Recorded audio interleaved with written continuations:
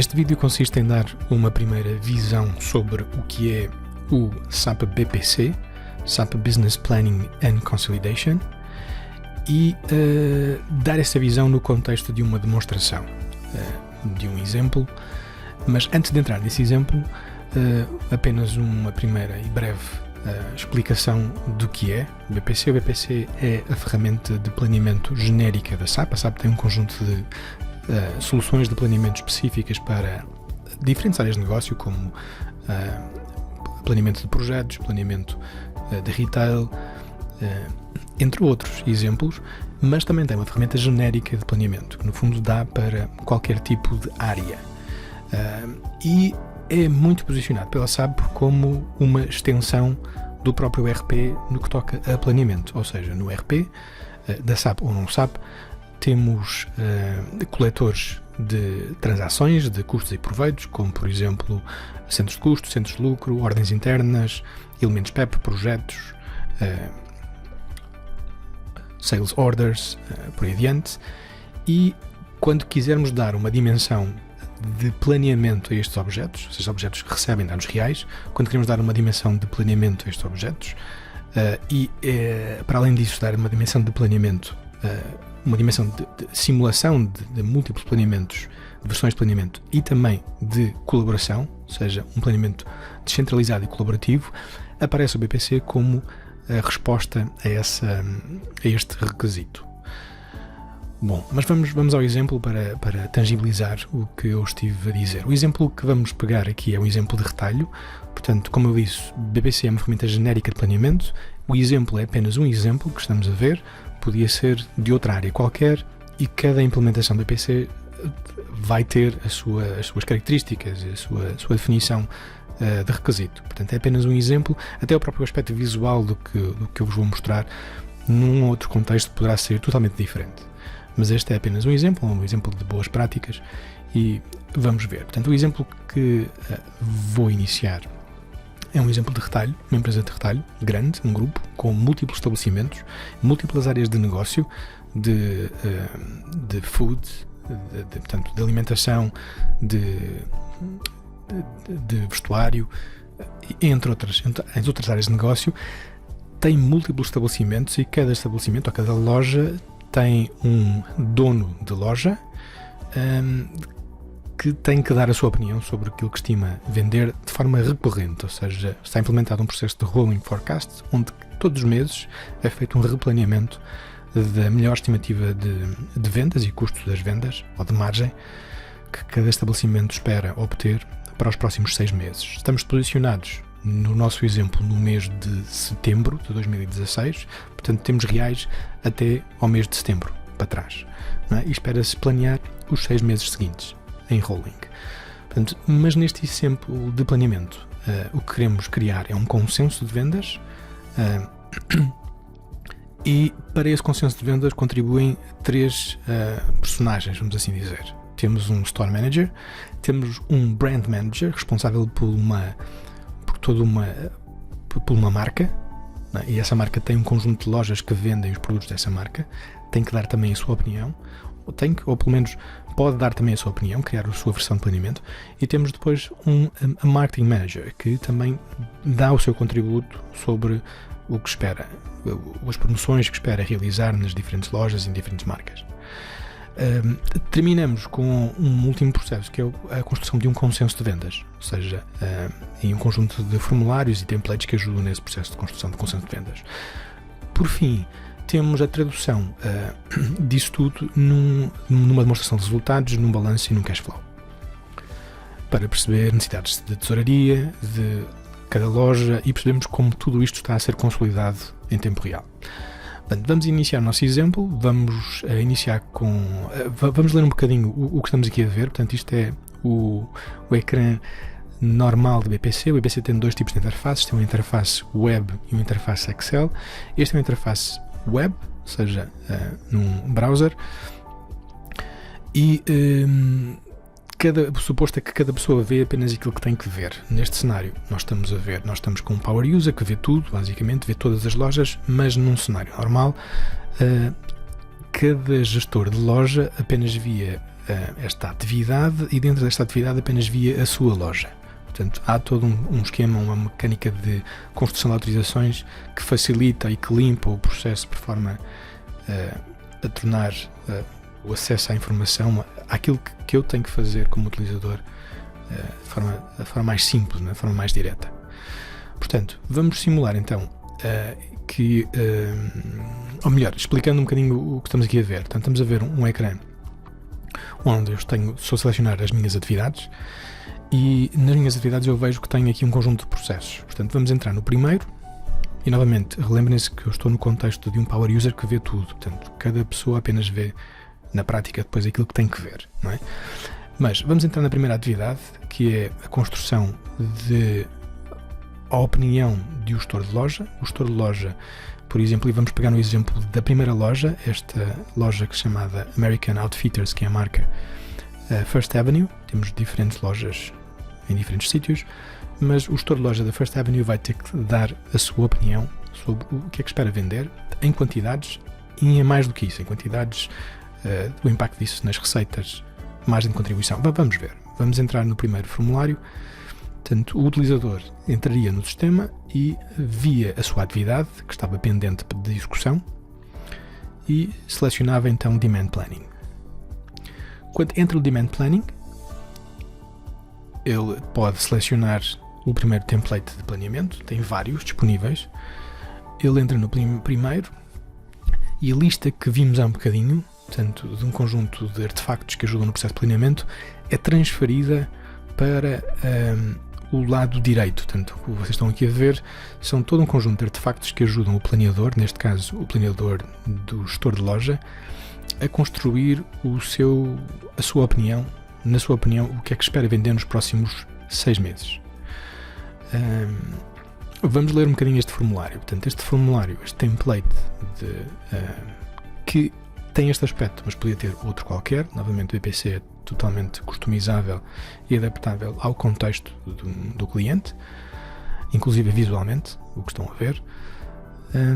Vamos ler este template. Portanto, este template é para o que me está a ser pedido, é a introdução, portanto, de quantidades, demand planning, para First Avenue, para a linha de produtos Take Home. Na versão do Store Manager, porque é a versão que eu estou a fazer, para o tempo de 2016 de setembro, portanto, daqui para a frente. Portanto, lendo em detalhe, temos um conjunto de produtos que eu posso planear e que eu vendo.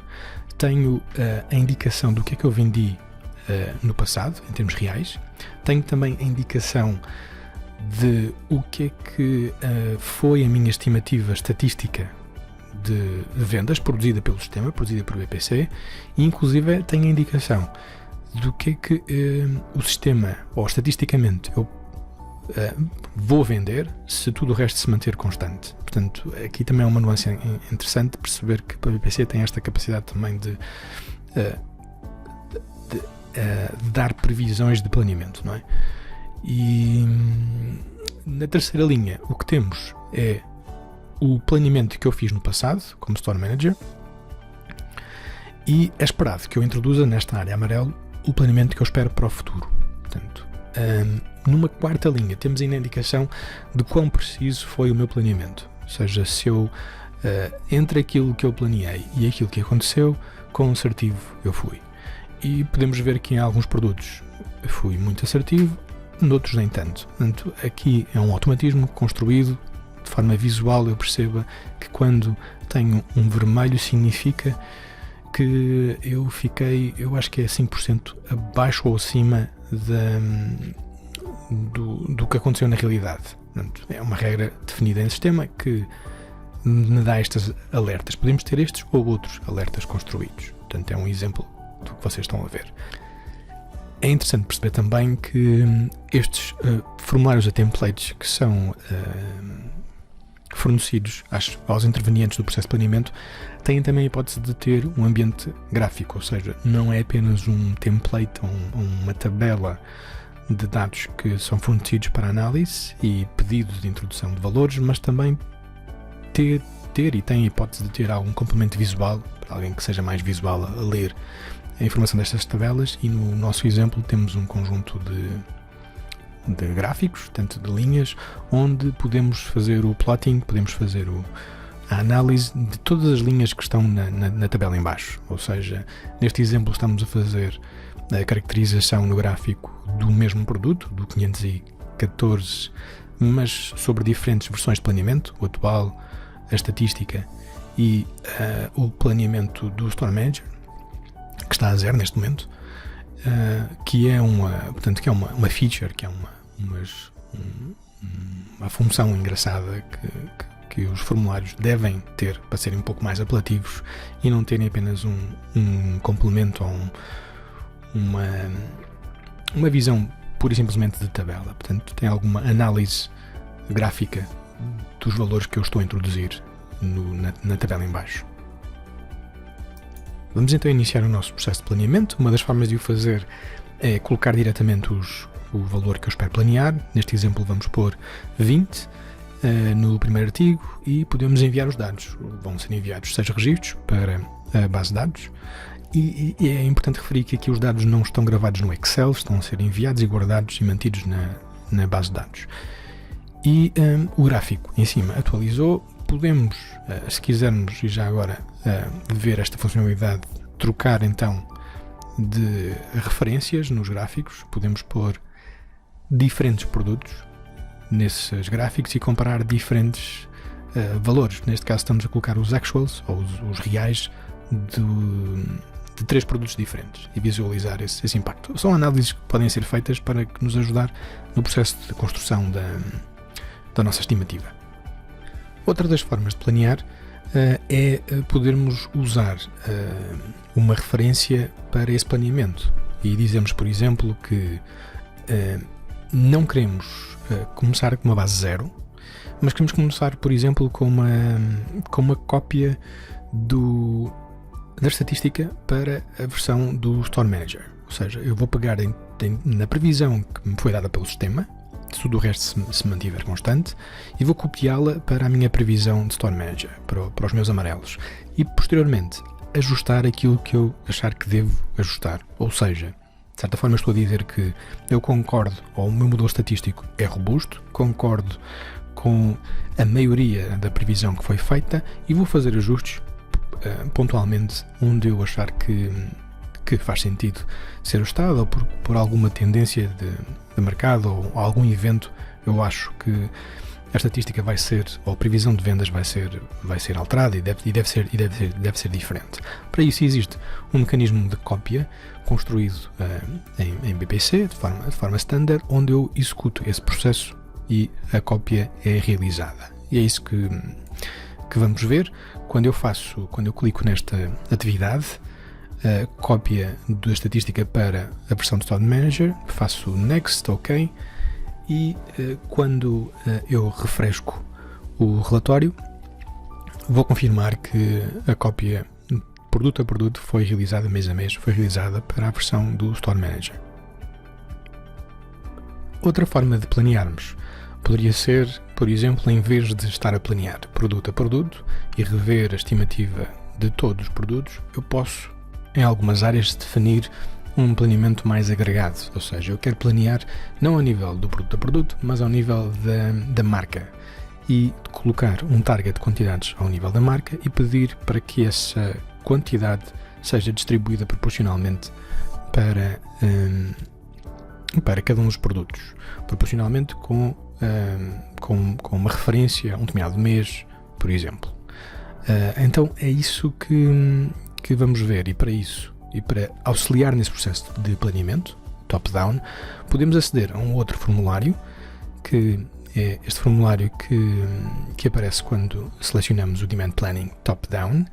A primeira coisa que vamos ver é a estimativa que já foi feita, não é? Ou seja, os valores que foram colocados anteriormente, nesta zona amarela, agora mais de forma sumária, não é? Com todos os produtos listados e a estimativa colocada, e na parte superior deste relatório temos a hipótese de colocar a nossa estimativa. Neste caso vamos dizer que queremos, por exemplo, que estimamos 5.000 unidades todos os meses, nos próximos 6 meses, para a marca take home e queremos que esses 5.000 euros mês a mês sejam alocados aos produtos individualmente com base nas vendas realizadas no mesmo mês, em setembro, mas no ano passado, por exemplo. Então, o que vamos fazer é gravar, em primeiro lugar, o target, estes 5.000 unidades, mês a mês, e depois desses dados estarem gravados, vamos correr um processo chamado alocação top-down, onde fazemos next e finish, e o que acontece é que corre um processo do qual podemos acompanhar a sua execução, se já terminou ou não. Neste caso está a ser executado, está realizado, e quando refrescarmos o relatório, o que vamos ver é que estes 5.000 que estão na parte superior vão desaparecer e significa que vão estar alocados aos produtos individualmente em baixo. E o totalizador do take home, esta linha que agora selecionamos, vai aparecer 5.000, confirmando que a alocação foi bem realizada. Eu atribuí as 5.000 unidades com base nas vendas do mesmo mês, mas do ano passado. Eu tenho esses valores dentro do sistema. E para percebermos a agilidade da solução, se quisermos voltar ao cenário inicial, que tínhamos antes, onde fizemos a cópia dos valores estatísticos para dentro da versão do Store Manager, podemos fazê-lo, ou seja, basta repetir o processo que fizemos antes, selecionar este link, esta atividade Copy Statistical Values to Store Manager e executar este processo, e voltamos a ter novamente os valores iniciais. Se fizermos refresh no relatório, temos os valores iniciais e podemos voltar novamente ao nosso cenário inicial, do formulário inicial, aliás, do Demand Planning. Até agora estivemos num processo de planeamento apenas ao nível das quantidades. Fizemos o planeamento por cópia de anos anteriores ou por cópia da estimativa da estatística para a versão do Store Manager, onde podemos alterar pontualmente, artigo a artigo, quantidades em determinados meses, ou fizemos uma alocação top-down da marca e distribuímos proporcionalmente com base em meses anteriores no planeamento artigo a artigo, mas não chega a apenas ficar pelas quantidades. É interessante ver a tradução dessas quantidades ao nível das receitas e da margem de contribuição de cada produto e no limite de cada marca ou do próprio estabelecimento. Então é isso que nós proporcionamos nestes formulários de acesso ao Store Manager. Portanto, se ele selecionar o relatório ou o link que diz margem de contribuição, vai passar a ter esse tipo de informação. Numa primeira fase, vamos ver essa informação detalhada a um único produto. Podemos analisar isto produto a produto, e neste caso estamos a ver a Chavna Ers Sabuk para este produto individual, que é o 514. O planeamento foi feito, 18 unidades, 17, 18, 19, 20, e a tradução a nível de margem de contribuição desse produto, ou seja, estas 18 unidades têm uma margem de contribuição de 731 euros no mês de setembro e por aí adiante. Podemos ver a decomposição dessa contribuição, e já agora podemos ver isso porque todos estes dados que vocês estão aqui a ver são alimentados do próprio ERP, ou seja, por trás disto temos, quando eu entro uma quantidade, essa quantidade vai ser multiplicada por um preço que vem das condições de preço do próprio ERP. Neste caso serão 100, traduz numa receita de 1812. Eu tenho tipicamente um conjunto de descontos associados à venda destes artigos. Posso ter descontos comerciais, promocionais, de campanhas, de contratos ou outros. Isso traduz numa margem, numa venda líquida. Aliás, até tenho a indicação de qual é o preço de venda líquido depois de aplicados os descontos. De 100 eu passo a 90.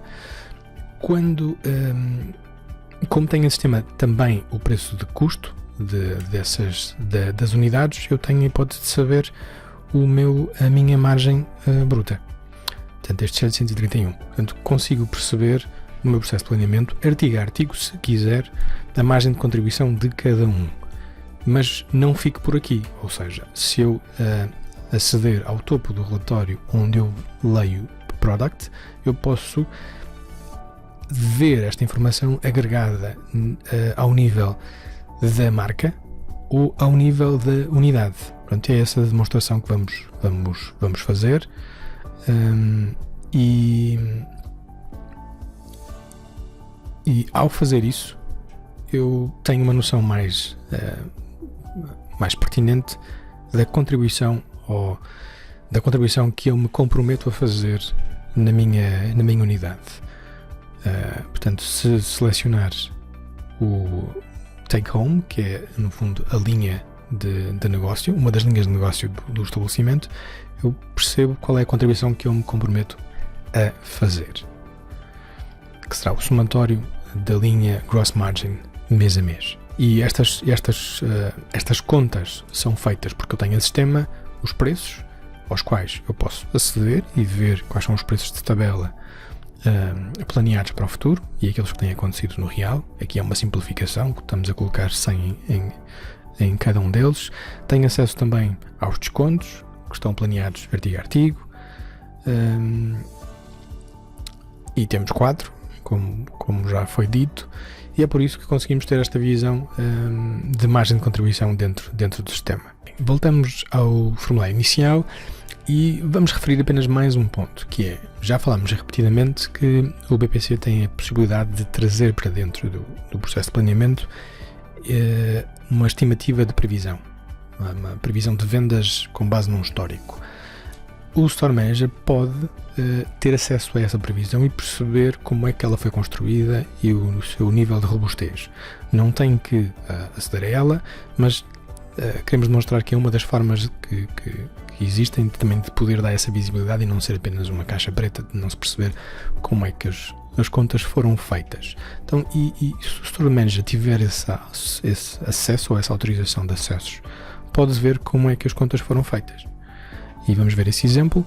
A forma de lá chegar significa selecionar a atividade Statistical Forecast, e é isso que vamos fazer. E vemos um modelo de previsão de um produto em particular. Portanto, este planeamento existe, esta regressão que está aqui, é um modelo de regressão, é construído em BPC e com algumas funcionalidades do próprio Excel, e é feito produto a produto. Vamos começar pela interpretação deste formulário. O que é que estamos a ver? Estamos a ver um único artigo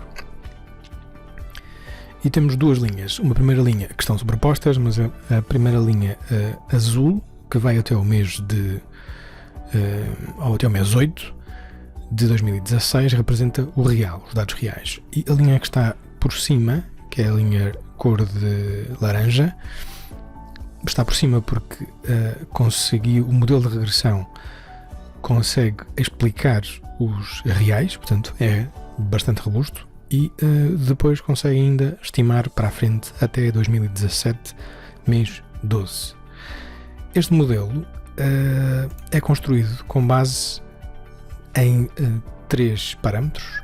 O modelo tem uma tendência, tem uma base, tem uma tendência e tem uma sazonalidade. Eu digo que os meus produtos têm um valor base de referência de venda, têm uma tendência de crescimento ou de decrescimento e têm uma sazonalidade. Há meses que se vende mais ou menos. Se eu pagar os parâmetros do meu modelo, e já agora isto está na base de dados, não é?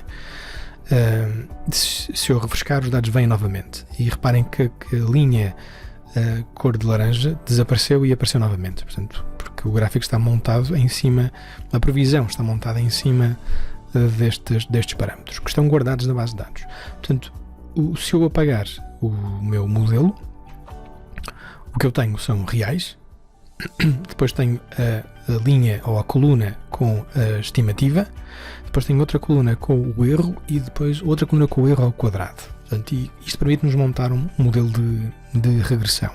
Este modelo de regressão capitaliza a utilização do Solver, do Excel, que é um add-on que o Excel, toda a gente tem no Excel por defeito, e neste Solver o que eu vou pedir para fazer é a minimização do somatório do quadrado dos erros. Portanto, eu vou minimizar o quadrado dos erros por alteração da base, da tendência e dos valores de sazonalidade, mês a mês. E quero garantir como restrição que o somatório das sazonalidades, dos parâmetros de sazonalidades, somam 0. Quando eu faço a execução do Solver, ele automaticamente tenta começar a encontrar os valores de base, da tendência e da sazonalidade. Portanto, estes valores não são valores que eu coloque manualmente, é o próprio solver que os encontra, que os procura, e o processo de os encontrar é iterativo, faz várias iterações, e vamos percebendo essas iterações até pela forma gráfica que a curva ou que a linha se vai tentando ajustar à linha de reais. E quanto mais próximo ela se ajustar, mais capacidade explicativa tem o modelo. No final do solver correr essas várias iterações, ele pergunta se queremos aceitar o resultado dos parâmetros encontrados, e nós vamos dizer que sim. A última etapa deste processo é dizer que queremos gravar estes parâmetros na base de dados. Portanto, vamos fazer salvar desses parâmetros. Para além dos parâmetros, gravamos também os valores encontrados, a estimativa, que está na coluna do planeamento. Temos a coluna de real e temos a coluna do planeamento. Portanto, os valores encontrados são os valores que vão do mês 8 para a frente até 2017, mês 12. Em conclusão, este processo de estimativa, da construção da regressão, não é uma atividade que o gestor de Store Manager vai realizar, apenas demonstramos para perceber que isto não é uma caixa preta, mas a capacidade de um motor estatístico, quando juntamos BPC com as funcionalidades do próprio Excel, temos um robusto motor de análise preditiva no limite. Mas não ficamos por aqui, ou seja, dentro deste planeamento que eu estou a fazer, o Store Manager pode criar várias versões desse planeamento e depois decidir qual é a versão oficial com a qual se quer comprometer perante a gestão. E para isso podemos passar para um novo formulário. Esse formulário chama-se Comparison Scenarios. Portanto, clicamos nesta linha, nesta atividade, e entramos noutro formulário. O que é que este formulário tem? Tem, no fundo, está filtrado para forma agregada para uma determinada linha, que no fundo é um somatório de vários produtos, e estamos a ver diferentes versões já construídas, uma das quais é a do Store Manager, e estamos a visualizar, por exemplo, a margem de contribuição planeada do Store Manager. Ele pode, se quiser, fazer uma cópia de todos os dados desta versão com a qual esteve a trabalhar para uma outra versão chamada Baseline 1 e guardar lá todo esse detalhe. Voltar a alterar a versão Store Manager e guardar essa versão na Baseline 2. E no limite, no final, decidir qual delas é a oficial. Portanto, vamos fazer essa simulação. O que ele tem que fazer, basicamente, é aceder a este link que tem na solução para copiar versão, Copy Store Manager, fazer Next, Finish,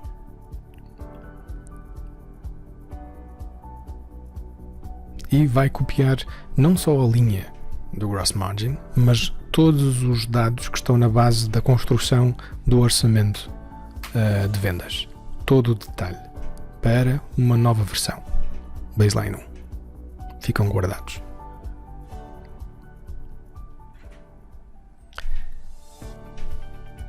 Podemos também visualizar as versões num gráfico. Portanto, como disse há pouco, todos os formulários ou todos os templates de planeamento têm sempre uma componente visual em cima, para alguém que seja mais visual analisar essa informação. Pois bem, voltamos ao nosso relatório de margem de contribuição, e esta será então os valores de margem de contribuição com o qual eu, como Store Manager desta loja em particular, me comprometo perante a gestão. Já fiz o meu trabalho, portanto posso dar o meu trabalho como concluído. Eu vou fechar os templates com os quais estive a trabalhar, não tenho que gravar nada, porque os dados estão gravados já na base de dados, os dados não são gravados ou guardados no Excel. Dou o trabalho como completo, e a etapa de planeamento da minha loja está concluída. Os outros meus colegas das diferentes lojas farão o seu trabalho também, E vamos exemplificar a segunda subetapa do processo de criação de consensos, que é a oportunidade de o Brand Manager, ou seja, o gestor de marca, poder dar o seu contributo também, loja a loja, se quiser, e produto a produto, no limite, sobre a sua estimativa de vendas em quantidades e o seu reflexo a nível de margem de contribuição. Não é suposto que o gestor de loja entre loja a loja, mas sim que entre nas lojas que lhe fazem sentido entrar e, pontualmente, em alguns artigos, em alguns meses, dar o seu contributo sobre um aumento ou uma redução de vendas de vendas, ou seja, o trabalho de base é feito pelo Store Manager e o Brand Manager tem a hipótese de dar também a sua opinião. E vamos só entrar num dos relatórios para confirmar que a nível de corte de autorizações do relatório ele acontece, ou seja, quando eu entro como Brand Manager e entro no formulário Demand Planning, isso eu vou ver não a versão do Store Manager, mas sim a versão do Brand Manager, portanto cada um tem a sua versão, e é isso que estamos a ver.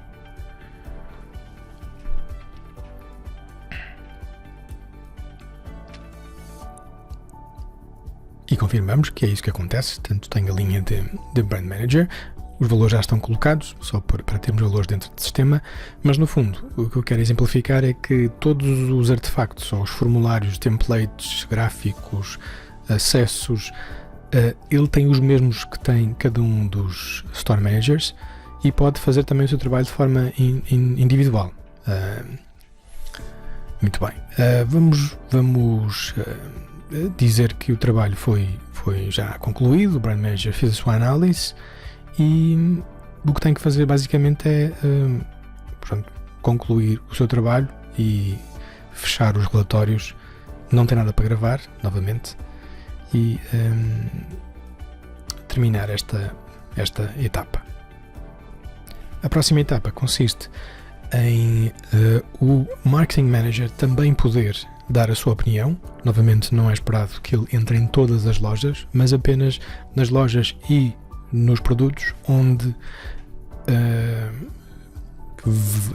ele vai potencialmente fazer algum tipo de evento, algum tipo de promoção que faça aumentar as vendas de alguns artigos em particular. Vamos só entrar num dos formulários para termos essa visibilidade de que o corte de autorizações acontece. Novamente, os artefactos de planeamento são os mesmos que os seus colegas tiveram antes e o esperado é que o formulário seja então devolvido com a versão do Marketing Manager. E aqui também aproveitamos para falar do reaproveitamento de formulários. Portanto, os formulários são todos, é o mesmo formulário, mas o BPC tem capacidade de cortar autorizações e os dados mestres que aparecem são apenas aqueles que têm que aparecer com base no workflow que foi definido. Há um reaproveitamento recorrente de formulários que são dinâmicos e não estáticos.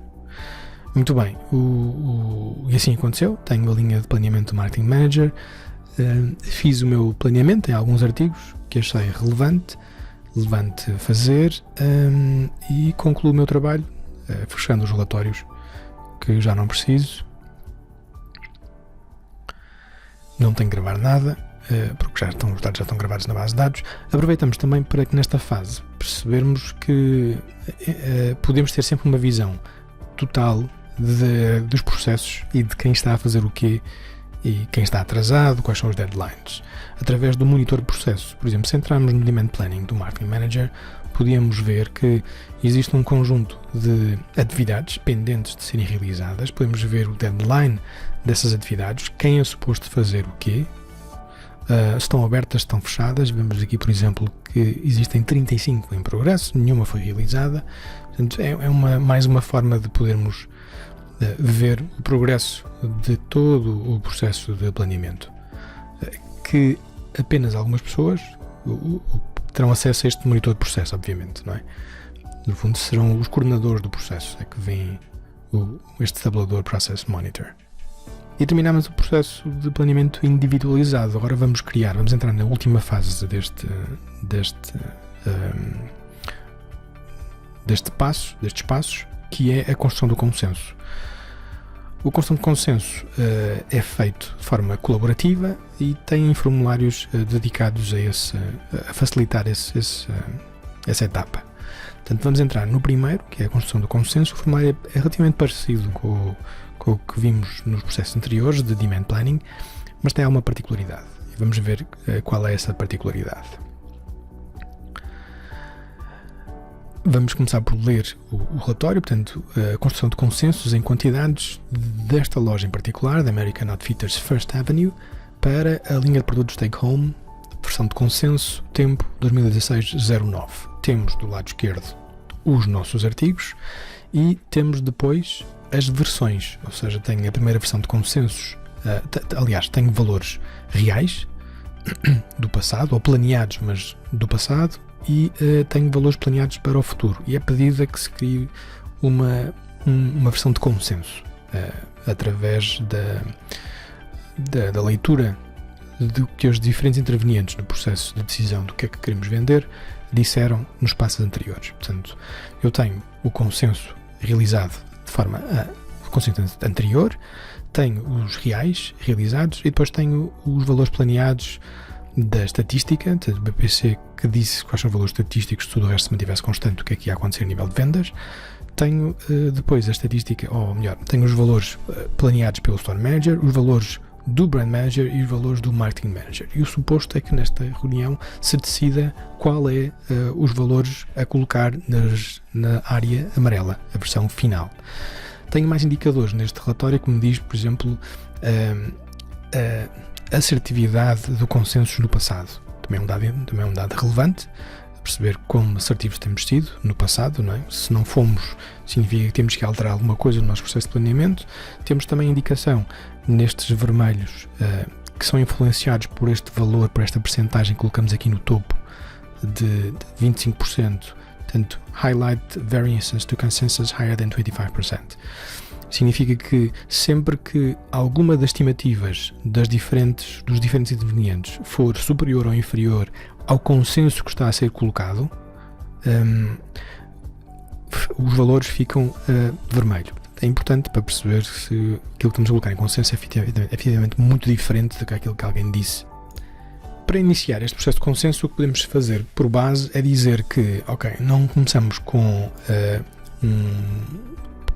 base zero. O que podemos fazer é correr uma atividade onde copiamos, dizemos que por defeito a base do processo de consenso, da construção do processo de consensos, é a estimativa do Store Manager, para não ter uma base zero. Então podemos executar este processo que diz Copy Store Manager to Consensus, e ele faz essa copy, copia todos os valores da estimativa do Store Manager para a versão de consensos, como base de partida. E depois, a partir daqui, podemos ir alterando aquilo que quisermos alterar. De referir sempre que temos a capacidade gráfica disponível nos formulários, onde podemos fazer o plotting, a colocação dos produtos que quisermos, ou da combinação de linhas que quisermos, para facilitar o nosso processo de planeamento e construção de consensos. Os diferentes artefactos que temos disponíveis na produção de consensos são iguais aos artefactos dos anteriores processos. Podiam ser diferentes, mas neste caso, por simplificação, colocamos os mesmos. Ou seja, também podemos fazer um planeamento na construção do consenso, podemos fazer também um planeamento top-down, por target numa determinada marca e distribuição percentual ou proporcional para os diferentes artigos. Como podemos ver também a lista de preços, os descontos, as estatísticas, tudo mais. Podemos e devemos também, no processo de construção de consensos, construir cenários. Ou seja, eu tenho o consensus base, posso copiar isso para um baseline 4, um baseline 5 e depois decidir qual é que é o consensus final que quero ter. No final é importante perceber não só quantidades, mas também margem de contribuição, ou seja, qual é a margem de contribuição que é gerada por consenso para esta loja, ao nível de cada artigo individualmente, se quisermos, ou se trocarmos no product cá em cima, ao nível da família de produto. E se trocarmos a família de produto, temos então a consolidação da margem de contribuição desta família de produtos. E já agora, aproveitando que nós estamos nesta loja em particular, mas se tivéssemos acesso a autorizações a ver mais lojas, queremos perceber ou quero dar a evidência que sempre estamos constantemente a fazer este planeamento de forma agregada. Se eu selecionar a loja em concreto, estou apenas a ver esta loja, a First Avenue, mas selecionar todo o American Eagle Outfitters, a marca, vejo o somatório da margem de contribuição desta marca. Se somar ao nível da Fashion and Footwear, vejo a agregação de todas as marcas ou todas as margens de contribuição da Fashion and Footwear. Se selecionar ao nível do grupo, vejo a margem de contribuição de todo o planeamento de todo o grupo. Estamos constantemente, este processo de planeamento é distribuído, mas está constantemente. Portanto, e diferentes pessoas estão a planear ao mesmo tempo. Quem tem autorizações ou permissões para ver mais informação, pode ver a informação consolidada das diferentes unidades em tempo real, à medida que o processo de planeamento está a ser executado. Eu já fiz o meu processo de planeamento, portanto já está, o processo de consensos foi construído para esta loja, portanto posso fechar todos os meus templates de planeamento e dou o trabalho por concluído.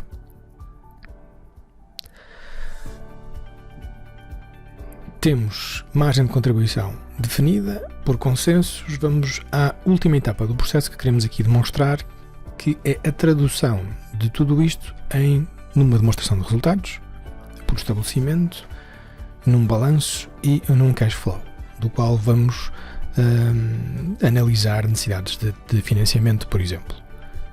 O processo de Rolling Forecast pode ser levado pelo departamento financeiro e quando entramos no Rolling Forecast temos vários artefactos que nos ajudam neste processo de planeamento. O primeiro consiste em produzir uma demonstração de resultados.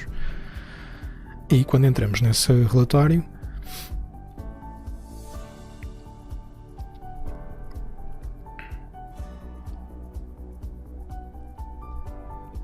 o que vamos ver é efetivamente a demonstração de resultados, o nosso P&L,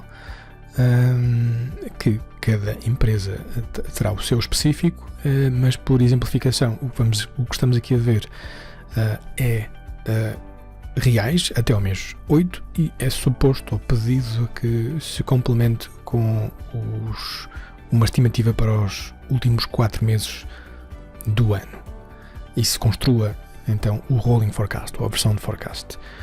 O formulário tem dados reais, como disse, em valores absolutos em cima e em baixo KPIs, ou seja, tem os valores relativos, valores de custos e receitas em percentagem das vendas.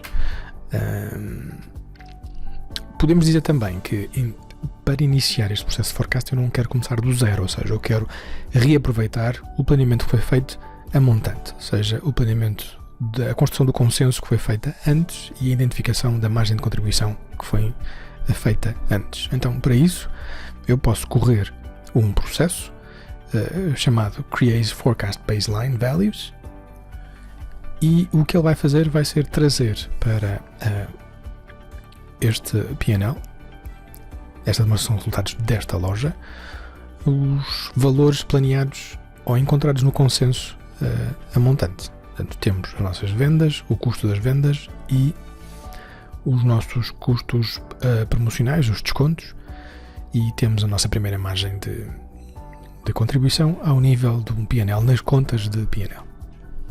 Temos sempre a possibilidade de ver o nosso P&L também de forma gráfica e, por exemplo, podemos fazer o plotting a colocação no gráfico das vendas, da margem bruta e do net profit. O net profit no mês de setembro spike, ou seja, fica maior. Porquê? Porque não temos ainda mais custos colocados no nosso P&L, não é? Estamos apenas com o custo das vendas, não existe mais do que isso, por isso é que a margem é tão elevada. Mas vamos continuar no processo de planeamento. Podemos fazê-lo de várias maneiras. Uma delas é diretamente colocar valores, o franchise royalty, por exemplo, estes 10 mil. Quando eu colocar esses 10 mil, vou gravar. Novamente, os dados não estão guardados no Excel, mas são enviados para para uma base de dados. Quando eu faço isso, o que vai também acontecer no formulário é, em baixo, o rácio de franchise royalty versus sales é atualizado, é construído, é identificado. Neste caso, 3,33% no mês de setembro.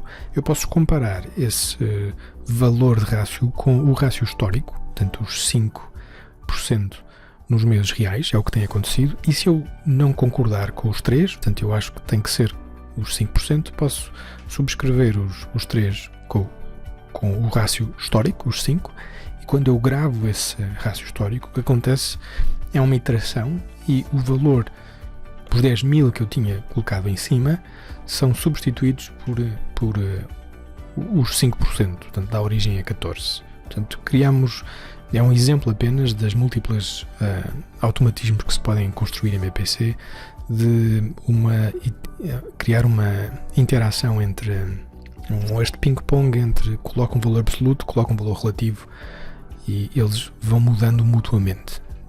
Portanto, podemos continuar no processo de planeamento. Eu posso, por simplificação, copiar o meu histórico para o lado e enviar essa informação para o sistema. Quando eu faço isso, automaticamente os rácios em baixo, em percentagem das vendas, são atualizados e posso fazer novamente a mesma coisa. Se os rácios que apareceram não são coerentes, eu posso alterá-los e subscrever e voltar a escrever por cima. Ou posso, em vez de planear com valores absolutos, posso planear diretamente através de valores relativos. Posso colocar as percentagens e gravar as percentagens e os valores absolutos são atualizados. Então é isso que eu agora vou fazer. Vou gravar 56 registros e o meu PNL para esta loja vai sendo atualizado. Até graficamente podemos observar isso também. Temos ainda alguns valores quantitativos que têm a ver com uma assumption a nível do volume de pessoas que entram na loja e o preço médio de compra ou de transação. Portanto, se dissermos que, por exemplo, continuamos a acreditar que em média entram por mês 10.000 pessoas nesta loja, se gravarmos esta informação, vamos ter como consequência, logo por baixo, o valor médio de transação, que no fundo é uma divisão deste valor pelo valor de vendas. Portanto, em média as pessoas compram 30 euros ou 29,98 euros por transação. E se eu não gostar destes valores, se eu achar que não, embora seja isto que esteja a sair da construção do consenso, eu quero ser, ao nível do planeamento do meu PNL, ser mais otimista ou mais pessimista. Se eu alterar estes 30 para 28, eu voltar a alterar, consequentemente, o valor de vendas, o custo das vendas, ou melhor, o valor de vendas e a margem bruta. Portanto, obviamente fico com uma diferença entre aquilo que eu estimo a nível de PNL e aquilo que sai do consenso, a montante, mas é uma funcionalidade que existe no sistema e pode ser executado. Vamos agora passar para o nosso balanço e vamos refrescar. Portanto, ainda nada aconteceu do lado do balanço. Uma das primeiras coisas que nos é pedido para fazer do lado do balanço é atualizar os KPIs do balanço. E quais são? Neste caso é uma simplificação. Vamos dizer quais são o prazo médio de pagamentos, o prazo médio de recebimentos, os inventory turns, a quantidade de capital que eu continuo a manter investido, se estimo realizar mais ou menos. Portanto, é uma base de referência e de KPIs que estão na base da construção do meu balanço. Um balanço simples, portanto, de forma simplificada, pode ser muito mais complexo do que estamos aqui a mostrar. Portanto, depois de colocar estes valores e os gravar, o que eu vou ter são automaticamente consequências ao nível das contas a receber, contas a pagar, inventários, por aí adiante. Portanto, posso observar isso já no meu balanço. Observe também que o meu balanço neste momento não está a balancear porque precisamos de correr um processo que faça essa conta, que faça o balanceamento. Ou seja, nós identificamos aquilo que temos, aquilo que ficamos em dívida, aquilo que temos em receber, e há que calcular então as necessidades de tesouraria. Para isso passamos para o cash flow. Se fizermos refresh no cash flow, ainda não temos nada de especial. Temos apenas as assumptions, não é? Base, e o que temos que fazer de seguida é correr um processo que vai fazer o cálculo a atualização do balanço do cash flow e identificar as necessidades de tesouraria. E depois confirmamos que o processo está efetivamente concluído, este cálculo. Se formos ao nosso balanço e refrescarmos o balanço, vamos ver que o balanço agora já está balanceado e as nossas necessidades de caixa foram identificadas. Portanto, se temos um déficit ou não, ou um excesso de caixa, podemos vê-lo até visualmente. Ou seja, se neste gráfico estivermos a colocar as contas a receber, contas a pagar e o caixa acumulado, o que podemos perceber é se eu basicamente continuo a ter ou a manter o investimento relativamente estável de contas a pagar e contas a receber, e que recorrentemente tenho resultados positivos, o meu caixa obviamente vai incrementar todos os meses. Se passarmos para o nosso cash flow, vemos também a tradução das alterações de balanço no cash flow de forma indireta ou direta, neste caso.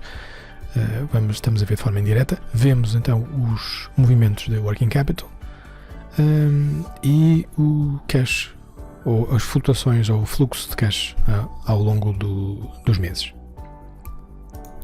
De referir também que nós estamos a ver o cash flow para esta empresa em particular, mas a forma como o BPC está desenhado, nós podemos ver para se formos ao topo do nosso formulário, podemos trocar de empresa e podemos ver outras empresas em tempo real, o que é que está a passar com o seu cash flow, e agregar cash flows de diferentes empresas no limite de cash flow de marca e até de grupo.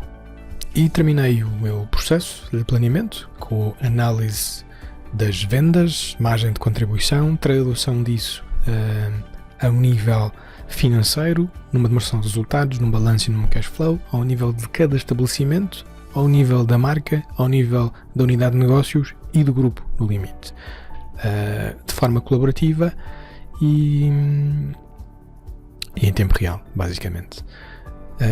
Posso terminar os meus processos, portanto, posso fechar os meus templates e posso dar o meu trabalho como concluído. Este foi um exemplo do que é possível construir de forma relativamente simples e rápida em BPC, alavancando os dados mestre dos sistemas a montante, dos RPs a montante que existam, sejam eles SAP ou não SAP, assim como dados transacionais, os reais que tivemos aqui a ver, vêm de uns sistemas a montante, que esses fecheiros, esses dados podem ser atualizados quase momento a momento, constantemente, ou no limite, se for essa a necessidade, também carregados por fecheiro para dentro do próprio sistema. Obrigado, e qualquer questão, por favor, estejam à vontade para nos colocar e para personalizarmos um bocadinho mais o contexto destas demonstrações e explicações da potencialidade que tem uma solução de planeamento como é o SAP BPC.